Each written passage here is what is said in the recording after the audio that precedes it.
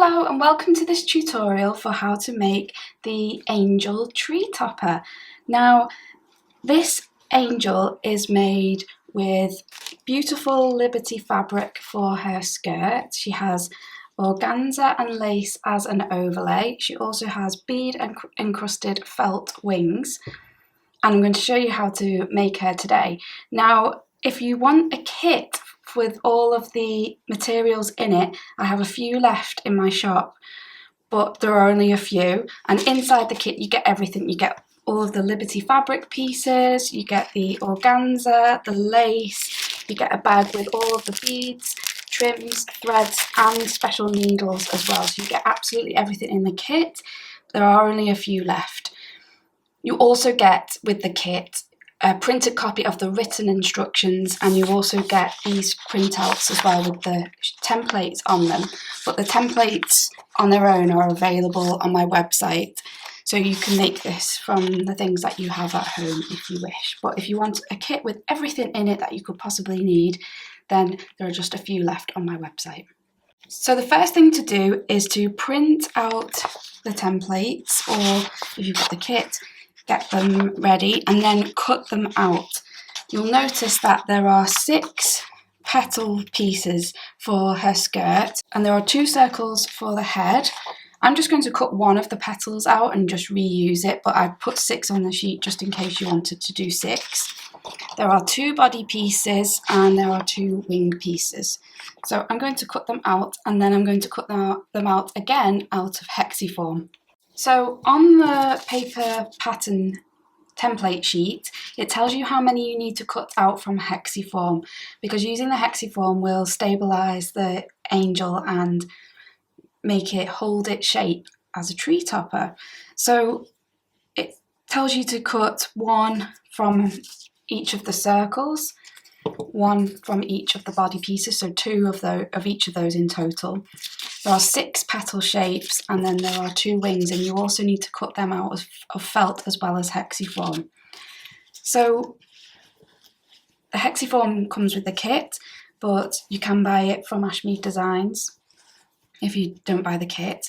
Hexiform has a smooth side and a fuzzy side.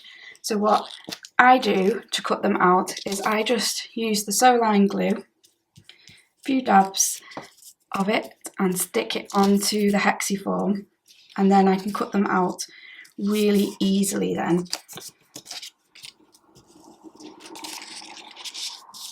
And it doesn't really matter which way round I cut it out. So I just find that this method works well for me, but you could do it a different way if you wish. You could trace around the shapes, draw them onto your hexiform and then cut them out if you prefer, but I always like just doing it like this. I find it's quicker and just as effective. So once we have all of the pieces cut out from hexiform, we'll start to construct the skirt first. Now we're going to baste our petal shapes just as we normally would for English paper piecing. So that's when you place your hexiform shape onto your fabric and then cut out around the shape, leaving at least 1/4 inch seam allowance, and then you're left with something like this. And then I'm doing the glue basting method, so all I do then is run a line of the Soline glue just away from the edge, a fraction of the way from the edge, and just fold over the seam allowance, press it down. And then when I come to the curved edge, I'm just going to do it a little bit at a time and just gently fold the fabric over the curve, pressing it gently so I can feel that curved edge. But can you see how the fabric pleats as we go around? Well, this is going to give us a lovely smooth curve. So I just tackle it a little bit at a time because the glue does dry quickly. Just gently do it so it doesn't distort the hexiform. And then we're up to our long straight edge. So we can run the glue along there, fold it over, and then finally just that short edge at the top. You can just neatly fold that over. Just make sure the seam allowance can't be seen on the front. And there we go. So repeat this for all 6 pieces. Today's video has very kindly been sponsored by Serious Readers. Now, Serious Readers make a fantastic range of Serious lights. They're not just any old lights. The Serious lights are really something special. Here in the studio, I have the high definition tabletop cordless model, which I can just pick up and move around to wherever I need it within the studio. And you can see that it gives off such a bright light. Even though I've got the overhead lights on in this room because it is almost dark outside, the light that this gives off makes a world of difference, and it means I can really see what I'm working on really clearly. And that's because it uses something super special called daylight wavelength technology. And what that does is replicate the daylight spectrum as closely as technically possible. Now, over the years, I've used a variety of different lights claiming to be daylight lights, and they are nothing in comparison to this, in my opinion.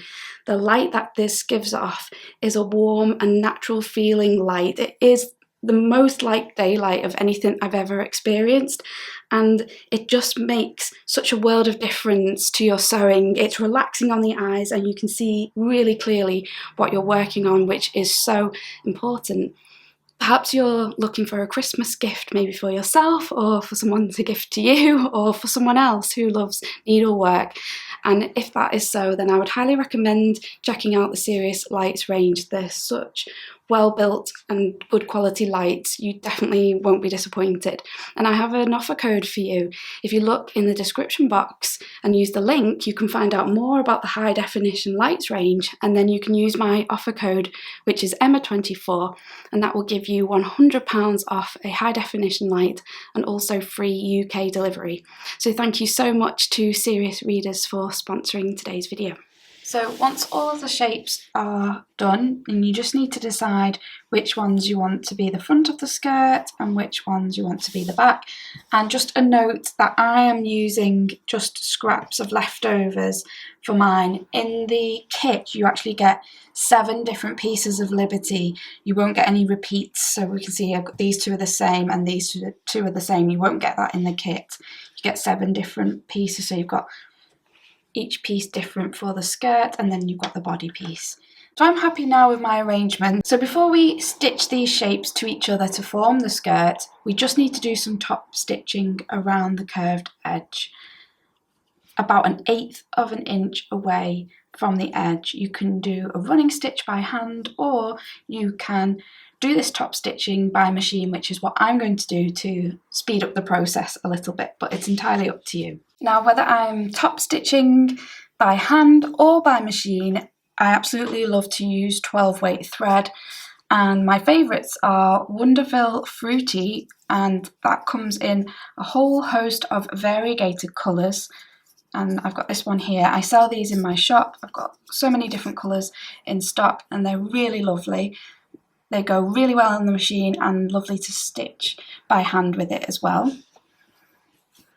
Or new in my shop are the spaghetti threads, which actually come in this lovely pack, and they come in this whole host of pastel colours. And again, you can use them in the machine or by hand. And I think I'm going to choose the pink. So you can see I have that thread threaded up in my machine. I haven't even changed my needle, I'm just using the ordinary needle, and it's ready to sew. So I'm going to just adjust my stitch length a little bit. I'm just going to go for 3.5. So when I top stitch just away from the edge like this, I use an open toe foot, and I just gently sew just from where the curve starts right around to the same place on the other side.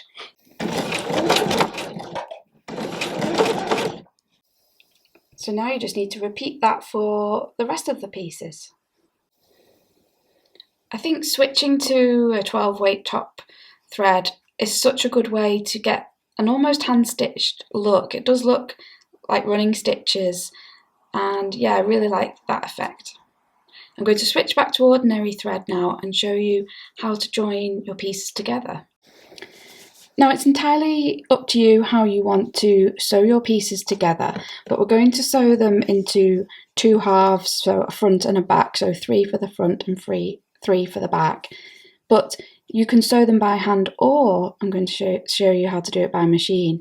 So it's entirely up to you. So what you need to do is line up your long vertical straight edges for 2 of the pieces, putting the pieces right sides together, and make sure you line this bit up and they should be absolutely fine. And then you can whip stitch them together from here just to here where the end of the straight edge is and the start of the curved edge is. You just whip stitch them to here, just as you normally would for EPP.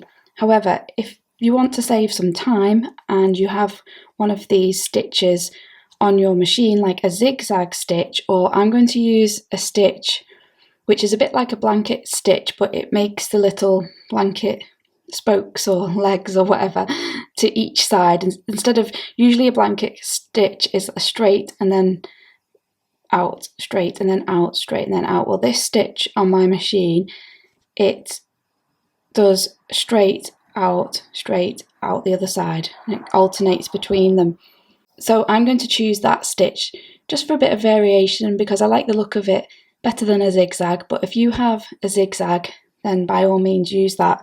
And all you need to do is put your pieces up to each other, making sure they're lining up here perfectly, and then you can do that stitch, a zigzag or any other stitch, to join them together. If we look at my machine, the stitch I'm talking about is number 38, and you can see the little legs poke out to either side.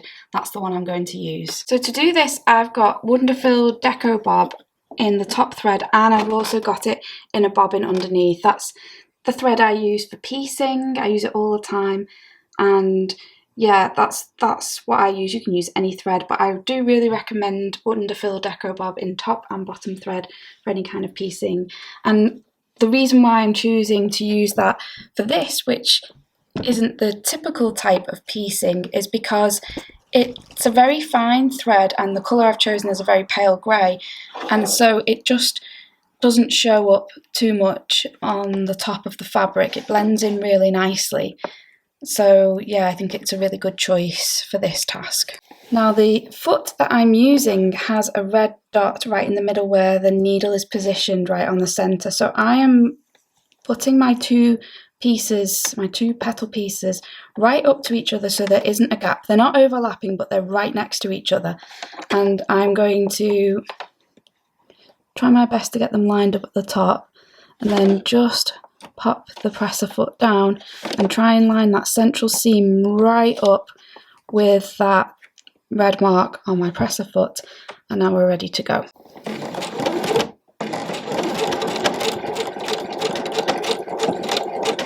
And as I'm doing this, I am just keeping that central seam lined up with the centre of the presser foot to keep everything straight. So I've stopped about here, but I could have gone a little bit further actually, but it doesn't really matter.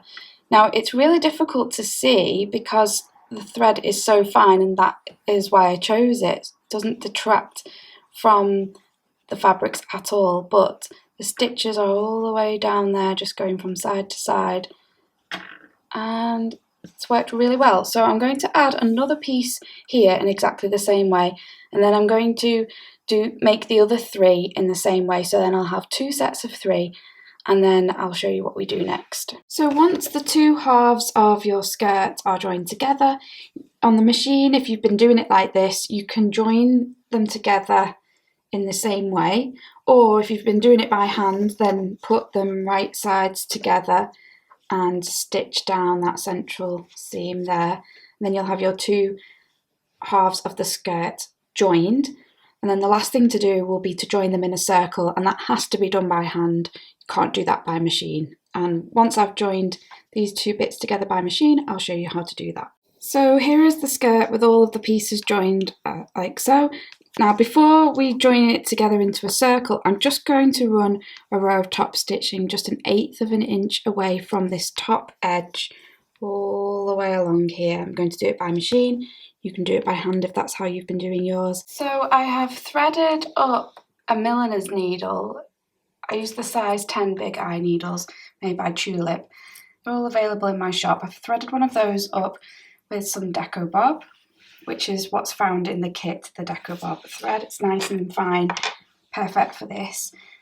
And what I'm going to do is just put the skirt right sides together, lining up the edge, and then I'm just going to whip stitch down this final open edge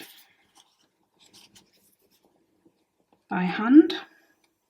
Needle right into the corner, just whip stitch all the way along.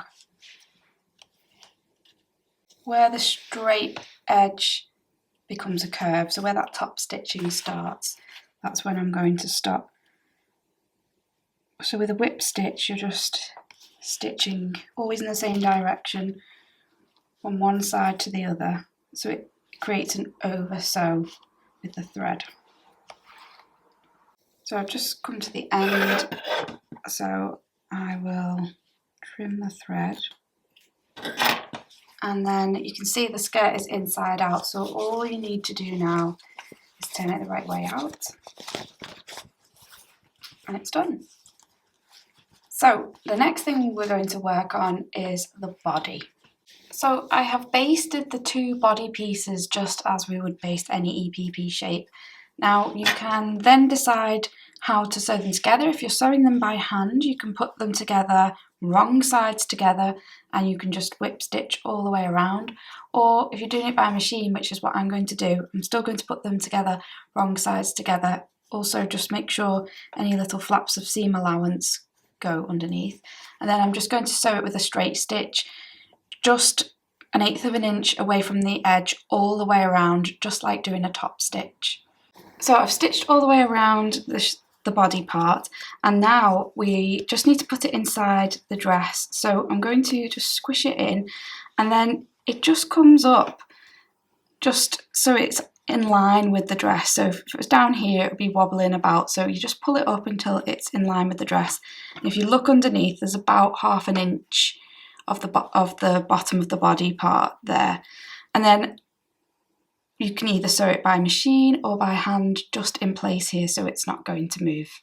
So next I've got the 2 circles for the head. I've cut them out of some off-white cotton. That's what I'm going to use for the face, but you can use any colour you like. And then again I'm just going to glue baste, so I'm just going to run my glue just a fraction away from the edge and just gently press the seam allowance over so it creates a pleat, and just continue like this all of the way around.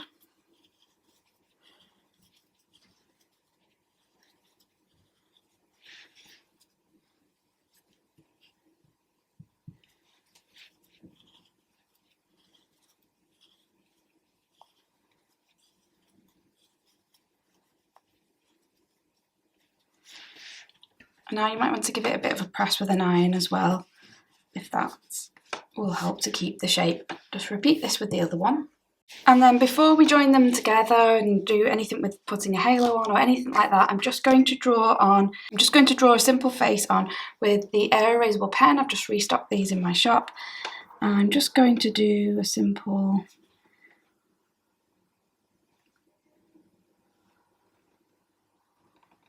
just like that. I love this air erasable pen because it disappears usually within an hour and never ever leaves a trace behind, so it's great. And it draws so easily onto the fabric as well. So in the kit you even get the embroidery thread. So I'm just going to use brown for the eyes and nose, pink for the mouth, and I'm just going to separate my strands and just use 3 strands at a time. So you can stitch straight into the hexiform, which is one of the beauties of hexiform. And I'm just doing a back stitch, really simple. Oops. Just making my stitches small and as neat as possible. So back stitch is when you make a stitch and then you go forward and come up a stitch length and then go back where you previously went down, and just repeat in that way.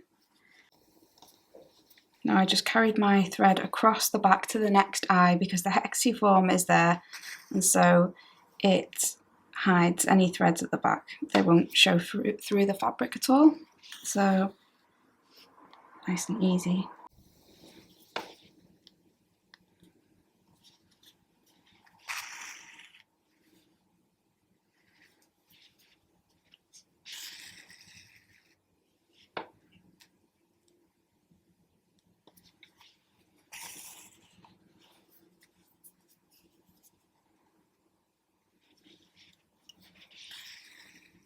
So now we are ready to assemble the head onto the body. So I'm just going to use the Soline glue pen to help me with this. So need to just stick that bit of the seam allowance down. And then what I'm going to do is just on the back of one of the head pieces, put a fair bit of glue all around. And then I'm going to, that's the back, to position it onto the neck like so, and just match up the two circles so that I'm happy with their position. So now this is just a piece of gold braid, and I'm just going to position it from about this part of the head here and here. Now I can trim the excess off, can see how much I don't need. Just that little bit. Pop that inside. And I'm happy with that. Now you could pin this or use some wonder clips if you want to. I'm just going to take my chances. And I'm just going to start on the inside so that my tail is on the inside. Hook it in. And then I'm just going to whip stitch all the way around. When I'm at the gold braid, I'm just going to take a few extra stitches either side of the gold braid just to make sure it's fully attached in. But I'm just going to sew all the way around, poking the seam allowances under, trying to keep it as smooth as possible.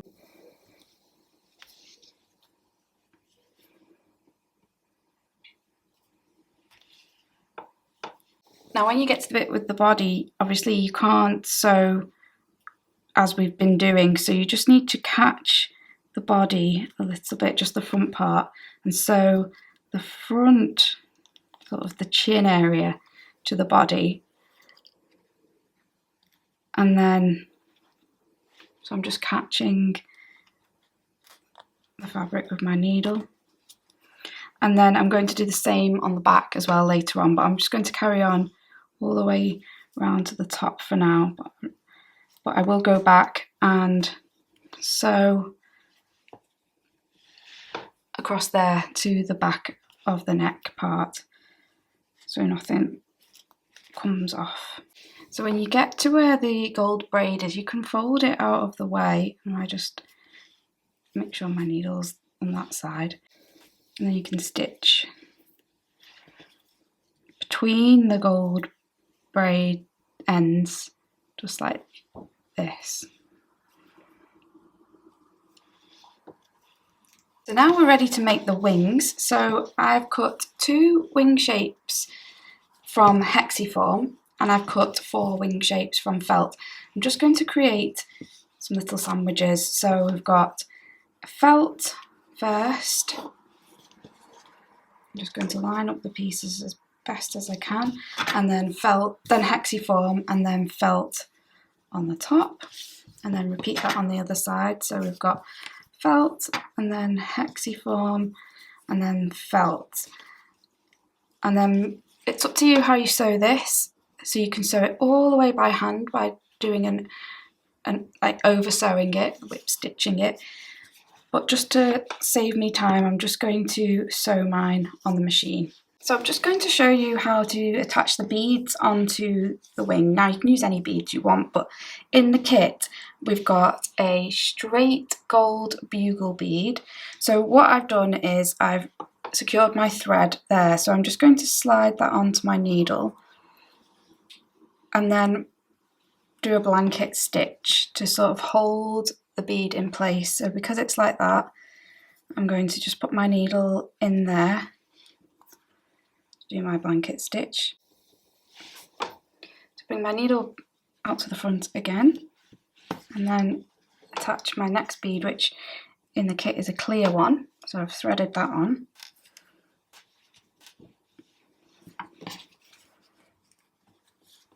Hold it in place. So I've got the, you can't see the thread because it's so fine, but it's here in my left hand. And then again, secure that in place. The next bead is an iridescent one. So I'm going to thread that on.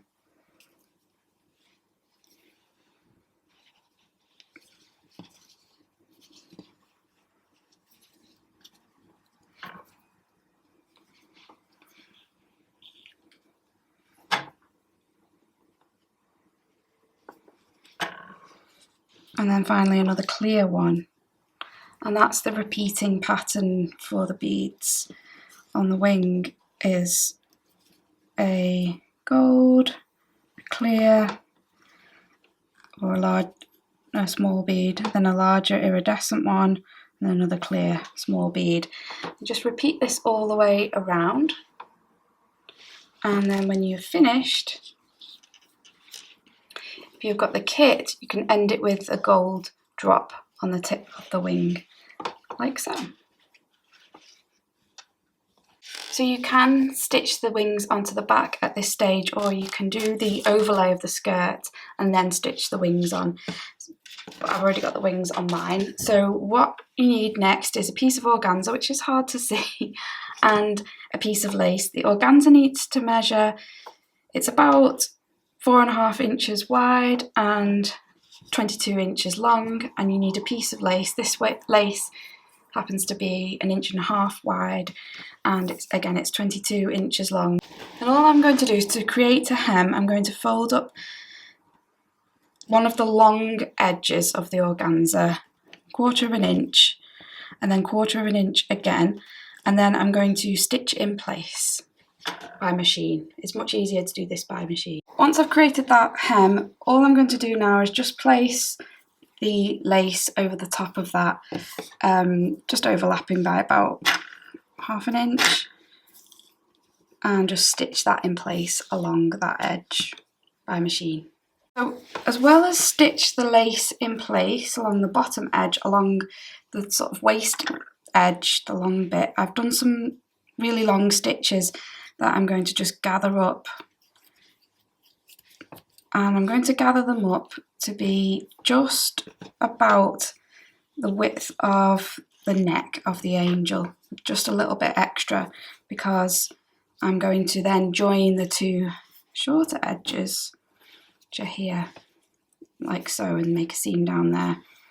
So I'm just going to check that this is a good width around, which it is. It's a bit of a shorter overlay than the previous one that she had on, which is great, so you can see the liberty a bit better. So I'm just going to then join the two shorter edges together by machine, and then stitch this around the neck by hand, just some tacking stitches to tack it in place and pop the gold bow on top. So there she is, the angel is complete and ready to go on top of the tree, in which she'll sit like that. She's all done. So thank you so much for watching this tutorial. If you've bought a kit, thank you so much for doing that as well. I really appreciate the support, and I'll see you really soon with something else. Take care. Bye bye.